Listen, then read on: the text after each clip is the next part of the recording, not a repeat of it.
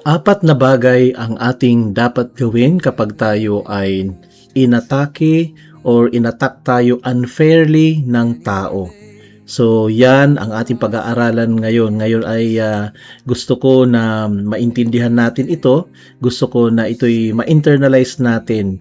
So kayo po ba ay nagkaroon na ng karanasan na kayo ay unfairly ay inatake ng tao or treated unfairly? Trinato kayo na hindi maayos, hindi maganda. And then ang pinaka-worst pa sa lahat ay mayroon pag-atake. It could be physical, it could be yung sa character, may pag-atake sa atin, pagsisira sa atin. Yan yung mga pwede natin sabihin na attack sa ating pagkatao or personality na minsan ay nagaganap, nangyayari sa atin, hindi man madalas. Pero kung kayo ay nakaranas na ng ganito, ang masasabi ko ay ano kaya ang naging reaction natin? Paano natin ito na-handle?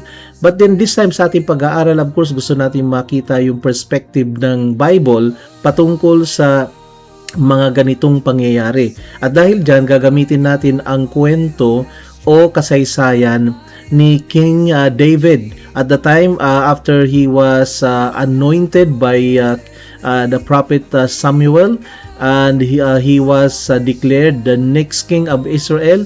But of course, doon sa pagkakahirang sa kanya ay hindi naman siya agad na naupo sapagkat bata pa siya at that time. So in a way, nag-serve siya doon sa palace at doon ay nakamingle niya ang hari na si Haring Saul. But then something happened at dahil dyan ay ang gagamitin natin yung scripture ng 1 Samuel chapter 18 verse 8 to 12 na kung saan he was successful dahil napatay niya si Goliath at the time, but Saul became very jealous. At ang declaration kasi sa street ay sabi ng mga women na nagpaparade at nagkakaroon ng chanting at sa kanilang pagkanta, Saul had slain thousands, but David had slain 10,000. And this made Saul very angry at that moment, very suspicious, and afraid of David. And eventually grow his jealousy, and nagkaroon siya ng pagtatangka sa buhay ni David at pinagbalakan niya na ito ay patayin. In fact, ay mababasa natin na kumisan ay kanya itong sinisibat. So may pag-atake na at makikita natin na yung jealousy ay nangyari sa buhay ni Saul dahil doon sa comparison na naririnig niya doon sa mga nagchat-chant. And so yung jealousy na yon ay naging very strong na to the point na yung nagligtas sa bayan ng Diyos against their enemies ay ngayon ay pinagpaplanuhan niyang ito ay saktan. So dahil doon at mababasa natin sa chapter 19, 1 Samuel pa rin, verse 1 to 2, na siya ay winarn o nagkaroon siya ng warning na galing sa kanyang malapit o naging kaibigan na si Jonathan patungkol sa plano ng kanyang hari o ng kanyang ama na si Saul.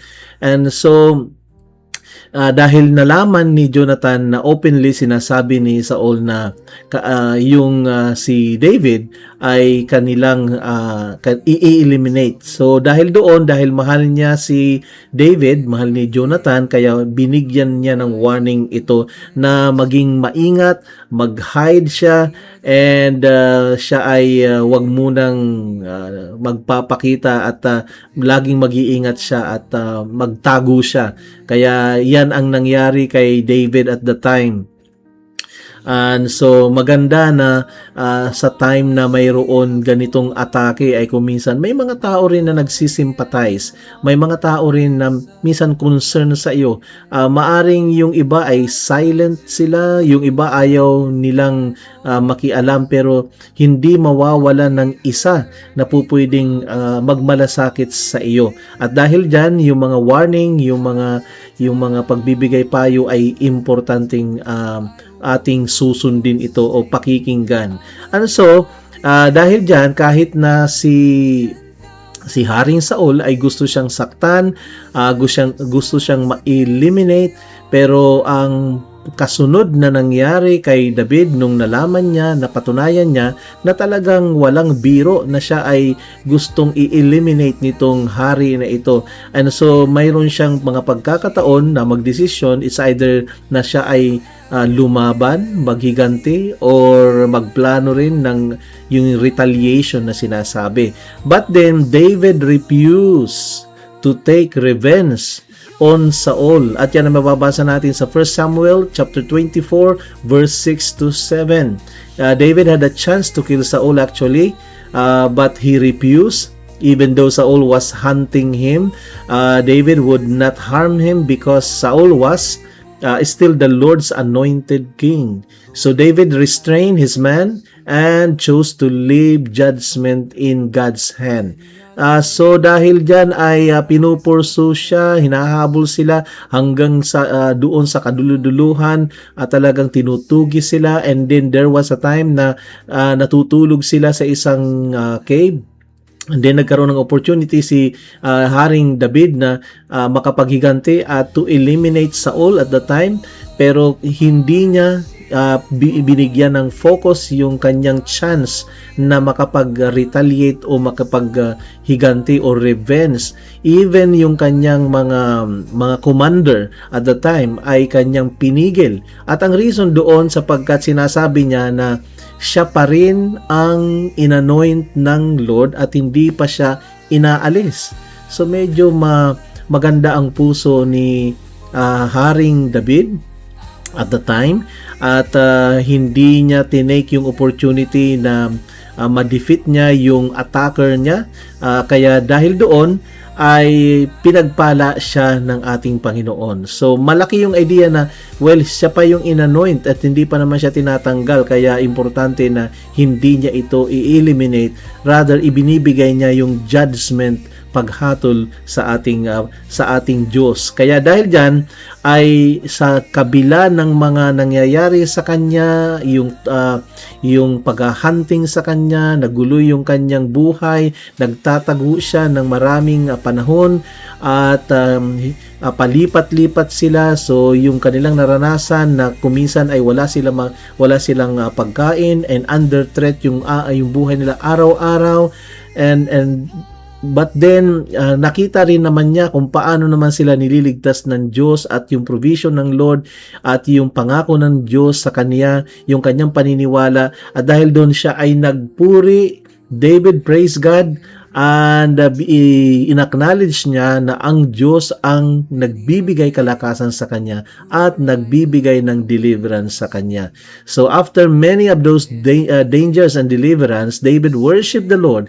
He declared his love for God and called him his strength, his rock, fortress, deliverer, shield, stronghold, and salvation. He is a strong tower in a way. So nababasa natin yan sa Bible. So David knew that the Lord was worthy to be praised because God has rescued him from his enemy. How can he not?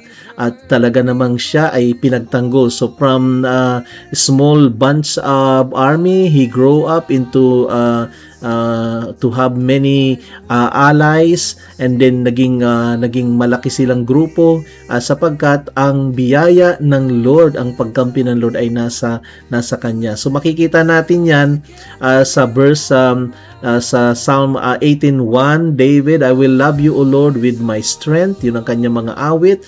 At saka yung Psalm verse 18, chapter 18 verse 2, David called the Lord rock, fortress, deliverer, shield, and a stronghold or strong tower.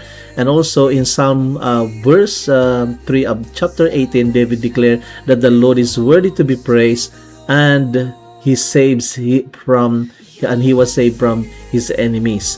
So yan ngayon ang kanyang matagumpay na kung saan ay na-restrain niya ang kanyang sarili, hindi siya gumamit ng hindi niya lalagay sa kanyang kamay ang paghihiganti or yung sinasabing revenge. So ito na ngayon ang dapat nating gagawin sapagkat kuminsan ay nararanasan natin syempre yung karanasan din ni David na kung saan ay may mga taong dahil sa jealousy, sa inggit, at dahil sa kanilang personal na emotion o sabihin natin mayroon silang layunin na ikaw ay kanilang saktan. So dahil dyan ay nangyayari na dumarating yung time na nalalagay ka sa isang challenge. Kaya ano ang dapat nating gagawin kapag ganito ang ating naranasan? Una, makikita natin dito sa buhay ni David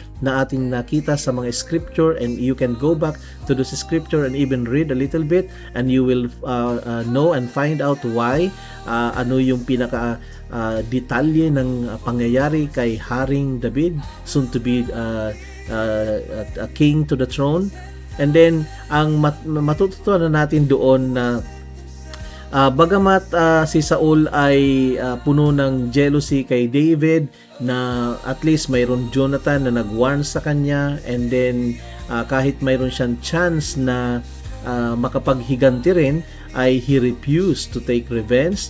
At dahil doon nauwi ito sa pagpupuri sa ating Panginoon, dahil sa nangyaring pagliligtas sa kanya ng Diyos. So turning now doon sa ating gagawin naman at sa part ng ating application actually. So kumusta na kayo dyan, at kung kayo ay nandyan sa kalagayan na yan, it's a good thing na from the scripture and also with some practical application na napakasimple but yet complicated. Of course, we need the help of God. Number one na dapat nating gawin, do not let jealousy, fear, or revenge control your heart. I think ang pinaka-importante dyan yung pag nangyayari na may attacker o may nag-a-attack sa iyo personally, emotionally, ay yung fear ay naghahari, na tayo ay natatalo ng fear. Pero wag tayong lubusang patalo sa ating mga takot or fear, sapagkat kasama mo ang Panginoon, and especially kung may chance ka na makapaghiganti, hindi ito ang dapat mag-control sa iyong puso, sapagkat vengeance belongs to the Lord. As a Christian, yan ang ating paniniwala, ang paghihiganti ang Panginoon ang siyang gagawa. So the next one is we need to trust God. Tayo ay magtitiwala lagi sa Panginoon. Yung trust na ito ay bunga ito ng ating faith. Ito ay pananampalataya rin ito na may nakalaan ang Lord, may magandang plano ang Lord, at kaya ng Lord. So yan ang dapat nating makita dyan, ano, ha? And then walk in wisdom.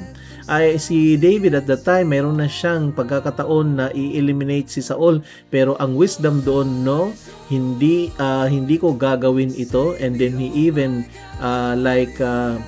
suppress or kanyang pinigil ang kanyang mga tauhan. Well, in fact, pwede niyang sabihin na, hindi naman ako ang gumawa, tauhan ko naman. But then he has the chance na kanyang i-prevent ito, because ang kanyang prinsipyo ay hindi niya po pwedeng saktan ang hinirang ng Panginoon. So yung wisdom na yon ay kitang-kita roon. Hindi siya driven by emotion and driven by the power and yung chance na nasa kanya, kundi siya ay pinaghaharian siya ng karunungan ng Lord. And then yung last na dapat nating gawin, of course, let the Lord be your strength and deliverer. Hayaan mo na ang Diyos ang maging kalakasan mo sa panahon ng weariness, ng pangamba, ng pag-iisip, ng anxiety, etc. na hindi naman madali yung mayroon nag-a-attack sa iyo. And then hanapin mo ang kalakasan ng Panginoon at ideklara mo, ipahayag mo, paniwalaan mo na siya rin ang tutulong para i-deliver ka from any kind of harm. So pagtiwalaan natin, God can deliver you from any kind of harm, At ang Diyos kaya niya ito, at ito yung mga powerful steps na dapat nating gawin. Una ay huwag nating pakontrol sa puso ang puso natin ng paghihiganti or fear or even jealousy. Trust God, walk in wisdom, and let the Lord be your strength and deliverer. So sa inyong lahat na nakinig sa oras na ito, maraming salamat. Pagpalain kayo ng ating Panginoon. Consider subscribing or even share our teaching videos nang sa ganun ay makatulong at matulungan natin ang ating channel pagdating sa kanyang algorithm. Sa inyong lahat, pagpalain kayo muli ng ating Panginoon, and see you next time.